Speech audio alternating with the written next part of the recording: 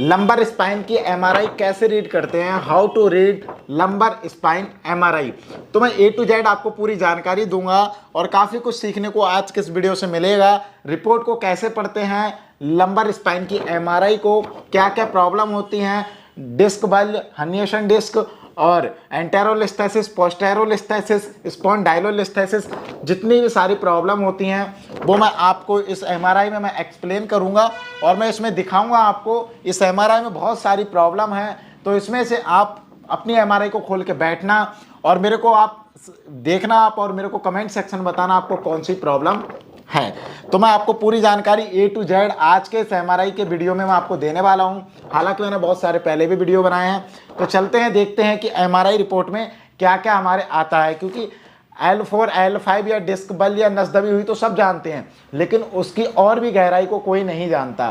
तो आप अगर इस गहराई को नहीं जानते तो आपको आज के इस वीडियो से जरूर जानना चाहिए। तो चलिए मैं पूरा वीडियो दिखा देता हूं आपके लिए कैसे करके हम एमआरआई की रिपोर्ट को पढ़ते हैं, चाहे स्टूडेंट हो या फिर कोई मरीज हो। तो देने के लिए काफ़ी ज़्यादा फायदेमंद होगी, बेसिक जानकारी अच्छे खासी जो आपको मिलेगी। तो देखते हैं कैसे कैसे एमआरआई को देखा जाता है। कर दी। ये मेरे पास एमआरआई है एक पेशेंट की, और ये मेरे पास जो है एमआरआई की एक रिपोर्ट है इसी की, और ये मेरे पास जो है वर्टिब्रल कॉलम है। इसमें सारी चीज़ें मैं आपको समझा देता हूँ कैसे किसको क्या प्रॉब्लम बोलते हैं। तो सबसे पहले मैं आपको बता दूं, किसी की एमआरआई में देख लेना कौन कौन से वर्ड मिल रहे हैं, तो उससे पता लग जाएगा क्या प्रॉब्लम है। आज आप L4 L5 ही नहीं बल्कि आप डिस्क से जुड़ी बहुत सारी प्रॉब्लम जान लेंगे। सबसे पहले मैं एमआरआई रिपोर्ट मैं लेके चलूँ उधर, तो उस पर लिखा है ओपिनियन में कि लंबो स्पॉन्डिलाइटिक चेंजेस। तो देखिए लंबर में स्पॉन्डिलाइटिस चेंजेस हैं, देखो स्पॉन्डिलाइटिक चेंजेस हैं, और पूरी वर्टिब्रा में देखो बहुत सारी चीज़ें प्रॉब्लम आपको दिखेंगी इसमें। तो इसमें दिखा है एज मार्जिन ऑस्टियोफाइट्स, ठीक है। तो इनके जो ऑस्टियोफाइट्स हैं हल्के हल्के, पहले तो इस पर देख लेते हैं। ये हल्के हल्के ऑस्टियोफाइट जो नुकीले किनार के होते हैं, ये ऑस्टियोफाइट्स होते हैं जो कि वर्टिब्रा को चारों तरफ, मतलब वर्टिब्रा डिस्क को चारों तरफ से घेरने लगती है। तो वो ऑस्टियोफाइट्स होते हैं जो कि बोन के ही होते हैं। और यहाँ पर ये तो हो गया स्पॉन्डिलाइटिक चेंजेस एंड ऑस्टियोफाइट्स क्या होता है। अब किसी के एमआरआई पे ये भी लिखा हो सकता है Modic type second degenerative changes superior and inferior plates. तो इसमें जो है टाइप सेकंड का सुपीरियर एंड इंफीरियर जो इसमें प्लेट पे वर्टिब्रा की L5 और S1 ये भी लिखा होगा जो डीजनरेटिव चेंजेस हैं। तो L5 S1 कौन सी है, L5 ये है, S1 ये है। तो इस पे जो लिखा है type second degenerative changes superior and inferior plates, तो जो है L5 की ये जो हो गई इंफीरियर और ये सुपीरियर इसकी, और इसके ऊपर ये प्लेट होती है, ऊपर जो कॉर्नर होता है ये डिस्क के नीचे हल्का सा, और वर्टिब्रा के ऊपरी साइड में ये प्लेट होती है, इसको प्लेट बोलते हैं। इस पे जो है डीजनरेटिव हो रहा है। डीजनरेटिव मतलब उम्र के बढ़ने के साथ साथ। अब मैं इसके अलावा बताता हूँ कुछ जो है एंटेरोलिस्थेसिस और डिस्क बल, सारे सवाल क्लियर करूंगा, बस वीडियो को कंटिन्यू देखिएगा क्योंकि बहुत सारी प्रॉब्लम है। स्टेप बाय स्टेप सारी प्रॉब्लम के नाम लाऊंगा मैं, क्योंकि इस एमआरआई में इतनी सारी प्रॉब्लम है, बहुत सारी, तो आपको इसमें ही बहुत कुछ देखने को मिल जाएगा। और ये रिपोर्ट में भी बहुत सारी प्रॉब्लम आई हैं। तो एमआरआई रिपोर्ट में देखिए सबसे पहले इसमें यहाँ पर चलते हैं, तो इसमें लिखा है mild scoliotic deformity is the lumbar spine and left convexity. तो इसमें जो लेफ्ट साइड में कॉन्वेक्सिटी है, इसमें जो मतलब जो स्कोलिसिस टाइप का जो है यहाँ पर स्पाइन हो रहा है। तो देख सकते हैं इसका कर्व कितना ज़्यादा है, लॉर्डोटिक कर्व जो देखो कितना है। और यहाँ पर देख सकते हो थोरेसिक ही थोड़ा ठीक है, वरना नेक में भी बहुत सारी प्रॉब्लम हो रही हैं। तो जो स्कोलिसिस एस टाइप का बन जाता है और कई बार सी टाइप का होता है। तो ये स्कोलिसिस जो है यहाँ पर इसमें दिखा रहा है कि डिफॉर्मिटी हो रही है इसमें। तो ग्रेड फर्स्ट, अब नंबर 3 पे चलते हैं। किसी के एमआरआई में ये भी देखने को मिल सकता है एंटेरोलिस्थेसिस, ग्रेड फर्स्ट है, ग्रेड सेकंड या ग्रेड थर्ड। तो इसमें जो है ग्रेड फर्स्ट का एंटेरोलिस्थेसिस दिखाया है L4 and L5, L4 over S1 ऐसे करके लिखा होगा, और इसके आगे लिखा है रेट्रोलिस्थेसिस L5 ओवर S1 वर्टिब्रा। तो पहले बात करते हैं एंटेरोलिस्थेसिस ग्रेड फर्स्ट के बारे में, L4 L5 पे। तो यहाँ पर चलते हैं, ये L4 है और ये L5 है। तो ये L4 ये L3 है, तो L4 जो है L5 से देख लीजिएगा आगे की ओर शिफ्ट है। वर्टिब्रा आगे की ओर थोड़ा शिफ्ट हो जाती है तो एंटेरोलिस्थेसिस बोलते हैं। एंटेरो माने होता है आगे की ओर खिसक जाना। वैसे मैंने इस पे ऑलरेडी पूरा वीडियो बनाया है, एंटेरोलिस्थेसिस पे एक्सरसाइज ट्रीटमेंट भी बताई हैं, आप उनको जाके आई बटन पे देख सकते हो आप पूरी डिटेल में। तो एंटेरोलिस्थेसिस का मतलब होता है वर्टिब्रा आगे की ओर खिसक जाना। तो ये वर्टिब्रा और इसका अगर यहाँ पर देखेंगे अनुपात तो ये आगे की ओर खिसकी हुई है। L5S1 में आपको देखो कितना बड़ा आपको अंतर दिख रहा होगा, क्योंकि ये कॉर्नर जो है एक बराबर होते हैं, मतलब मिलते जुलते होते हैं, आकृति इनकी सेम ही होती है। अब ये आगे की ओर हो रही है और यहाँ से देखो ये L5 पीछे की ओर हो रही है, तो ये होता है एंटेरोलिस्थेसिस। इसके आगे इसमें एक प्रॉब्लम और दी है, लंबर स्पाइन में जो रेट्रोलिस्थेसिस भी दिखाया है इसमें। रेट्रो यानी इसको बोलते हैं पोस्टेरोलिस्थेसिस भी, L5/S1। तो L5/S1 पे हमने इसमें रेट्रोलिस्थेसिस दिखाया है। तो L5 बोन को देखते हैं, फिर जो है S1 को देखते हैं। तो L5 ये S1। अब इसमें आप देख सकते हो L5 और L4 के बीच में ये वर्टिब्रा पीछे की ओर जा रही है, तो जो है ये पीछे की ओर जा रही है तो इसको बोलते हैं पोस्टेरोलिस्थेसिस या रेट्रोलिस्थेसिस। और हाँ एक बात और बोल दूं, किसी किसी के MRI में एंटेरोलिस्थेसिस भी लिखा होता है और किसी किसी में जो है उसी प्रॉब्लम को स्पॉन्डाइलोलिस्थेसिस भी बोलते हैं। ठीक है, तो उसकी ग्रेडें होती हैं, ग्रेड भी लिखी होगी इसमें, ग्रेड फर्स्ट का दिखाया है। अब इसके बाद चलते हैं, आप समझ गए कि जो है डीजनरेटिव चेंजेस समझ गए आप, और जो है इसमें स्पॉन्डिलाइटिक चेंजेस समझ गए, और इसके अलावा एंटेरोलिस्थेसिस, पोस्टेरोलिस्थेसिस, स्कोलिटिक डिफॉर्मिटी भी समझ गए आप, कॉन्वेक्सिटी। और अब इसके बाद चलते हैं डिस्क की प्रॉब्लम के बारे में। जो बहुत सारे लोग कहते हैं कि हमारी डिस्क बल्ज हो गई है, डिस्क हर्निएशन हो रहा है, या जो है डिस्क प्रोट्रूजन हो रहा है, या फिर और भी सारी प्रॉब्लम होती हैं। तो वो सारी प्रॉब्लम को हम देखते हैं। अब इस रिपोर्ट में लेके चलता हूं मैं आपको। तो इसमें लिखा है disc desiccation with disc height reduce. देखिए कई सारे पेशेंट के डिस्क डी लिखा होता है, डी जनरेटिव डिस्क डिसीज उसका पूरा नाम होता है।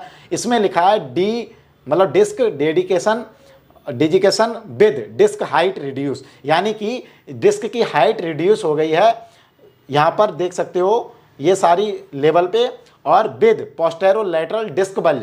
अब मैं यहाँ पर इसमें एक चीज़ और दिखाऊंगा। ये मेरे पास जो है स्पाइन वर्टिब्रल कॉलम है, इसमें आपको दिखाया डिजिकेशन डिस्क हाइट रिड्यूस।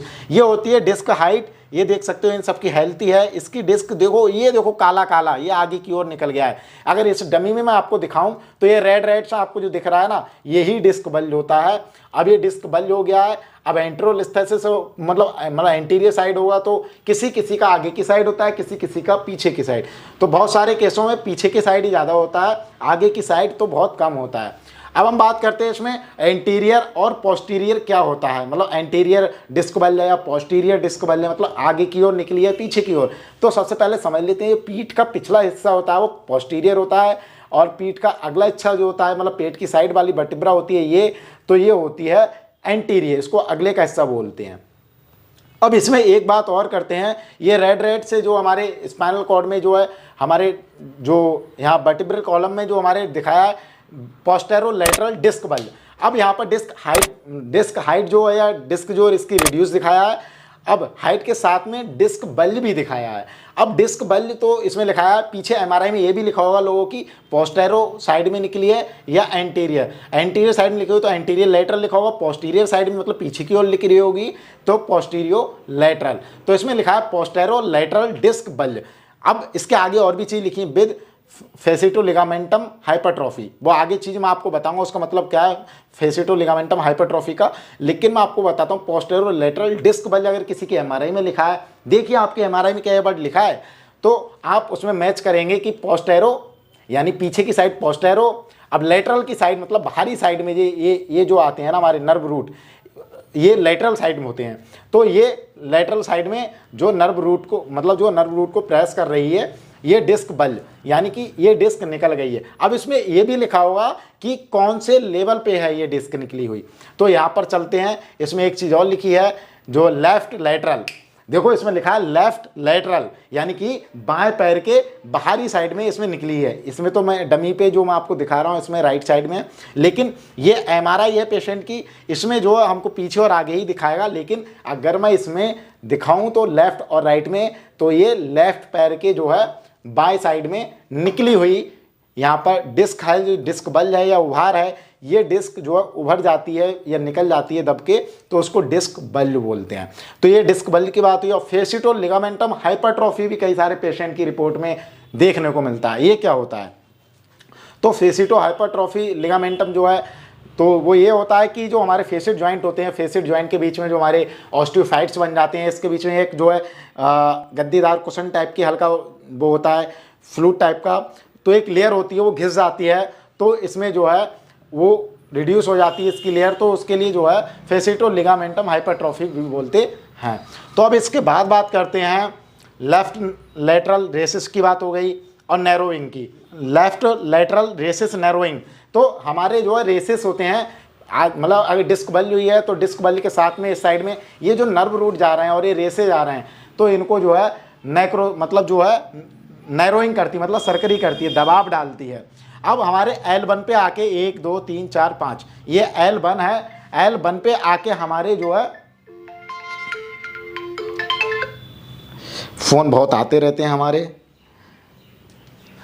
तो ये 1 2 3 4 5, तो ये हमारे L1 पे आके जो हमारे यहाँ पर हमारा जो क्वाड्रा इक्विना होता है वहाँ से स्टार्ट हो जाता है, और स्पाइनल कॉर्ड जो हमारी यहाँ पर आके एंड होती है।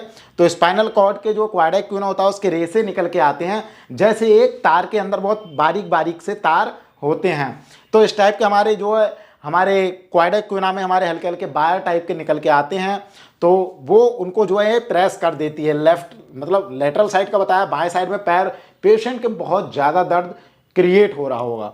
तो मैं आपको और भी चीज़ें आगे की ओर बता के चलता हूँ। तो ये तो हुआ बाएं पैर में दर्द जाएगा पेशेंट के, अगर लेफ्ट साइड में मतलब निकली है डिस्क बल्ज हुआ पेशेंट को, और किसी के जो है केवल यहाँ पर ही कमर में ही दर्द होता है, तो उसके लिए क्या होता है, ये डिस्क बल्ज है। अब डिस्क जो है कई बार पीछे, या फिर जो सेंट्रल कैनाल स्टेनोसिस भी बोलते हैं इसको, किसी के एमआरआई पे सेंट्रल कैनाल स्टेनोसिस भी लिखा होता है, तो ये बल्जिंग साइड से ना होके ये पीछे में निकलती है, तो ये थीकल सैक होता है, थीकल सैक कैनाल स्टेनोसिस लिखा होता है, या थीकल सैक करके लिखा होता है कंप्रोमाइजिंग। तो ऐसे करके किसी के एमआरआई पे बर्ड लिखा होता है। तो जो क्वाड्रा इक्विना होता है, मैंने आपको बताया एक तार के अंदर जो है पतला सा, एक तार के अंदर जो है बहुत सारे महीन महीन तार होते हैं, ऐसे ही यहाँ पर L1 पे आके जो हमारे स्पाइनल कॉर्ड एंड होती है, उसके बाद जो हमारे क्वाड्रा इक्विना स्टार्ट हो जाता है। तो क्वाड्रा इक्विना स्टार्ट हो जाता है तो फिर वो उसके जो बारीकी से जो हल्के से थीकल सैक होता है, उसकी बाहरी वाली लेयर होती है, केवल उसको प्रेस करती है, तो ये केवल कमर में दर्द होता है। अब पेशेंट के कमर में और पैरों में भी दर्द जाएगा। अगर पैरों में दर्द जब जाता है जब वो थीकल सैक जो होता है हमारे, उसकी लेयर को अगर ज़्यादा दबाव डाल देती है, बल्जिंग ज़्यादा हो जाती है या हर्निएशन हो जाता है, तो वो थीकल सैक की लेयर को अगर दबाव ज़्यादा पड़ जाता है, तो उसके जो है दोनों पैरों में पेशेंट के दर्द जाता है। अब बात करते हैं आगे और भी चीज़ों की, क्योंकि एमआरआई में बहुत सारी रिपोर्ट में, इसमें जो है इस रिपोर्ट में बहुत सारी प्रॉब्लम दिखाई हैं और हैं भी, तो मैं उसके बारे में भी एमआरआई पे ले लेके सारी चीज़ें डमी पे मैं आपको दिखाऊंगा, जिससे कि आप आसान भाषा में समझ सकें। तो यहाँ पर जो यहाँ तक की बात हो गई नैरोइंग की। अब यहाँ पर लिखा है L5S1 पे फोरामिन। अब यहाँ पर देखो ये फोरामिन होते हैं, इसके बीच में जो है ये लेफ्ट फोरामिन होता है, लेफ्ट साइड में जो हमारे निकलती है ये नर्व रूट निकली है, ये राइट साइड मतलब ये लेफ्ट साइड है, ये राइट साइड है, ये दोनों साइड में जो जगह निकलती है नर्व की, ये फोरामिन होता है, यानी स्पेस होता है। ये पीली पीली येलो टाइप की नर्व मैं आपको दिखा रहा हूँ, यहाँ से जो नर्व निकलती है फोरामिन होता है। और काउजिंग इम्पिगमेंटेशन, और जो है यहाँ पर लिखा होगा left S1 traversing bilateral L5 exiting nerve root, यानी L5S1 की जो बाइलेटरल यानी L5S1 ये दोनों साइड में तो डिस्क बल्ज निकली हुई है, अगर इसके जो है दोनों साइड के नर्व रूटों को दबाती है तो पेशेंट के जो है दोनों पैरों में दर्द जाएगा। और दोनों पैरों में दर्द जाएगा ही जाएगा, क्योंकि एमआरआई में देखो दोनों साइड डिस्क बल्ज हुआ है, लेकिन इसमें bilateral L5 exiting nerve root है। L5 की जगह आपका S1 हो सकता है, या और भी कोई लेवल हो सकता है, L4 L3 या S1, तो ये हो सकता है। बाइलेटरल का मतलब होता है कि हमारे दोनों पैरों में दर्द जाएगा। ठीक है, तो देख लेना बाइलेटरल वर्ड लिखा है नहीं लिखा है। अब इसमें से अगर आपको कोई वर्ड मिला हो तो आप कमेंट सेक्शन बताइए। आगे अब नए नए वर्डों की बात करते हैं, ऐसे ही बहुत सारे वर्ड हमें अभी देखने को मिलेंगे एमआरआई में जो शायद अभी तक आपने नहीं देखे होंगे इस वीडियो में। तो अब बात करते हैं disc desiccation with disc height reduce, ये तो बात हो गई। लेकिन पोस्टेरो लेटरल ये भी बात हो गई। डिस्क बल ये तो हो गई कि हमारे जो है बाहरी साइड में, मान लीजिए ये राइट साइड में है, ऐसे ही अगर ये रेड रेड इंडिकेशन है, अगर ये इस साइड में लेफ्ट साइड में निकल जाए तो ये जो है लेफ्ट जो है पोस्टेरो लेटरल जो है डिस्क बल्ज कहलाएगा। तो मिल्ड फेसिटो लिगामेंटम हाइपरट्रॉफी ये भी बात हो गई, मिल्ड है और मतलब बहुत ज़्यादा भी नहीं है, मिल्ड है। इस सीन एट L4 L5, ये L4 है ये L5 है, इस लेवल पे हाइपरट्रॉफी हो रही है फेसिटो लिगामेंटम की। तो यहाँ पर देख सकते हो ये जो फेसिट ज्वाइंट है यहाँ पर, तो फेसिट के बीच में जो हमको ये प्रॉब्लम क्रिएट हो रही है, क्योंकि ये हमारे बोन ऊपर नीचे जो होती है उस पर एक लेयर होती है, उस लेयर को जो है यहाँ पर चलती है, घर्षण ना हो जाता तो घर्षण होने लगता है, तो ये लिगामेंटम हाइपरट्रॉफी कहलाती है। अब इसके बाद बात करते हैं एंटीरियल थीकल सैक। देखो इसमें वही चीज़ आ गई, एंटीरियल थीकल सैक जो है encroachment of the neural canal and bilateral neural foramen. देखिए इसमें वही चीज़ आ गई, थीकल सैक, जो मैं भी आपको बता रहा था। मैंने MRI में देखो आपके मिल सकती है, और हो सकता है ये आपके MRI में भी ये वर्ड लिखा हो। तो थीकल सैक, थीकल सैक मैंने आपको बताया, एक तार के अंदर बारीक बारीक से ऐसे तार जाते हैं, ऐसे ही L5 पे आके स्पाइनल कॉर्ड एंड होती है, तो उसके नीचे आके जो है उसके थीकल सैक यानी क्वाडा इक्विना स्टार्ट हो जाता है। तो क्वाडा इक्विना में बहुत बारीक बारीक से तार होते हैं, तार के समान जो है हमारे नर्व्स होते हैं, नर्व्स जाती हैं, तो वो उसके जो है हमारे क्वाडा इक्विना में जो है बाइलेटरल नर्व एग्जिटिंग रूट, तो हमारे जो है L4 L5 देख सकते हो यहाँ पर, तो सभी में है L3, ये देखो L5 L4 L3 L2, यहाँ तक कि L1 तक प्रॉब्लम ही प्रॉब्लम है इस MRI में। कहीं ना कहीं से देखे तो कहीं एंटेरोल स्थिसिस है, कहीं पोस्टेरोल स्थिसिस है, कहीं जो आगे की साइड जो है एंटीरियर डिस्क बल्ज हुआ है, और देखो कितनी मात्रा में हुआ, और पोस्टीरियर साइड में भी इसमें डिस्क हर्निएशन भी होगा। अब देखते हैं एंटीरियर साइड में निकलती है तो इतनी प्रॉब्लम नहीं होती, क्योंकि एंटीरियर साइड में हमारी इतनी कोई बहुत सारी चीज़ें नहीं होती हैं, नर्व्स वगैरह जो कि कम मतलब कंप्रेस होने पे हमारे दर्द को क्रिएट करें। तो इसके बाद चलते हैं यहाँ पर लिखा है देखो बाइलेटरल न्यूरल फोरामेन। तो जो हमारे न्यूरल कैनाल और एंड बाइलेटरल न्यूरल फोरामेन है, तो हमारे जो न्यूरल ये फोरामेन है हमारे, और जो हमारे कैनाल जो हमारे लिखा है न्यूरल कैनाल, इसको सेंट्रल कैनाल भी बोलते हैं, या तो फिर जो है इसको और भी 2-4 नामों से जानते हैं, सेंट्रल कैनाल या फिर जो है और यहाँ न्यूरल कैनाल के नाम से भी जानते हैं। तो इसको जो है ये बाइलेटरल दिया है, बाइलेटरल बोले तो दोनों साइड के फोरामेन जो हमारे प्रेस हो रहे हैं, तो इस पेशेंट के जो दोनों पैरों में भी दर्द जाएगा, और डिस्क बल जो है इस साइड भी हुआ है इसके। तो ये तो मैंने आपको बता दी, क्वाडा इक्विना है, देखो क्वाडा इक्विना बाइलेटरल L4 जो है एग्जिटिंग नर्व रूट। तो ये जो है हमारे एग्जिटिंग नर्व रूट, जो नर्व रूट हमारे ये निकल रहे हैं पैरों के लिए, जिस साइड के निकल रहे हैं उस साइड में हमारे दर्द जाएगा, क्योंकि ये बाइलेटरल है तो दोनों पैरों में दर्द क्रिएट करेगा, प्लस ये कमर में भी दर्द क्रिएट करेगा। इसके बाद बात करते हैं डिस्क डिजीजेशन पोस्टेरोलेटरल डिस्क बल्ज और L2 L3 L4। अरे वाह, इस MRI में तो बड़ी ही गजब की चीज़ें आपको देखने को मिल रही हैं। देखो इस रिपोर्ट को मैंने पेशेंट से स्पेशली मैंने जो है रिक्वेस्ट किया था वीडियो बनाने के लिए, क्योंकि इस MRI में इतनी सारी प्रॉब्लम है। देख सकते हो डिस्क डिजीकेशन विद पोस्टेरोलेटरल यानी पीछे की साइड और मतलब बाहरी साइड, मतलब पीछे भी और किनारों से भी डिस्क बल है। देखो ऐसा डिस्क बल है, और कहाँ पर है L2 L3 L4 पे भी दिखाया है, यानी L3 L2 पे भी। देखो ये मैं यही तो बोल रहा था, इस प्रॉब्लम इस MRI में हर लेवल पे प्रॉब्लम है अगर देखी जाए तो। इसकी एक रिपोर्ट और भी है मेरे पास, जो कि मैं अभी नहीं दिखाऊंगा।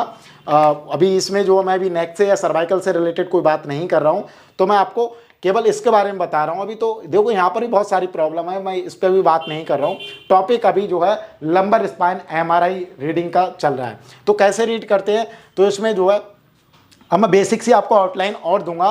कई सारे लोगों की ये तो हो गई कि डिस्क बल है, डिस्क बल वही है क्योंकि इसमें रिंकल तोड़ के बाहर आ जाती है, तो डिस्क हर्निएशन कहलाता है, क्योंकि बीच में जो हमारे फाइबर्स होते हैं या फिर जो लेयर होती है उसको तोड़ देती है, डिस्क फ्लूइड बाहर निकल आता है, तो जो हमारे फाइबर को तोड़ के, तो वो डिस्क हर्निएशन कहलाता है। अब बात करते हैं, कई सारे लोगों की जो है MRI में एक चीज़ और लिखी होती है, ये चीज़ आप देख लेना कि जो है यहाँ पर ये हमारा जो है इन सभी समस्याओं का ट्रीटमेंट कैसे होता है, क्या होता है, उन सभी वीडियो को देखने के लिए आई बटन पर क्लिक करके ज़रूर देखना, एंड स्क्रीन कार्ड और डिस्क्रिप्शन में भी चेक करना।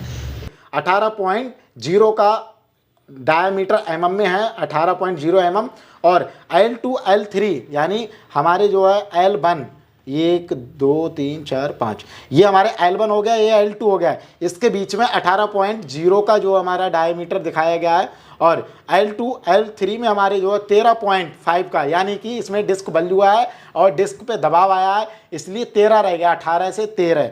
और इसके बाद बात चलते हैं L3 L4 पे।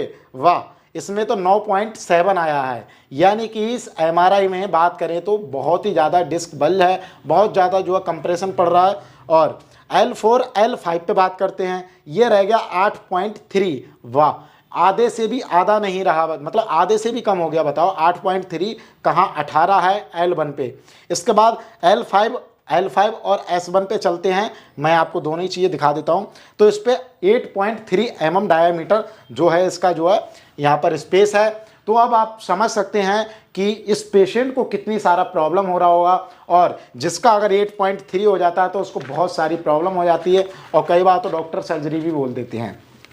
तो देखिए, प्रॉब्लम तो उनको ज़्यादा होती है जिनका वेट ज़्यादा होता है। हालांकि प्रॉब्लम जिसको ऐसी होती है तो वो दर्द तो काफ़ी करती ही है, क्योंकि ये दर्द किसी को भी अच्छा नहीं लगता, ना तो उठते समय, ना बैठते समय, ना चलते समय आराम मिलता ही नहीं है ज़्यादा पेशेंट को। तो हम आज के इस वीडियो में मैं आपको पूरा जानकारी दिया हूँ।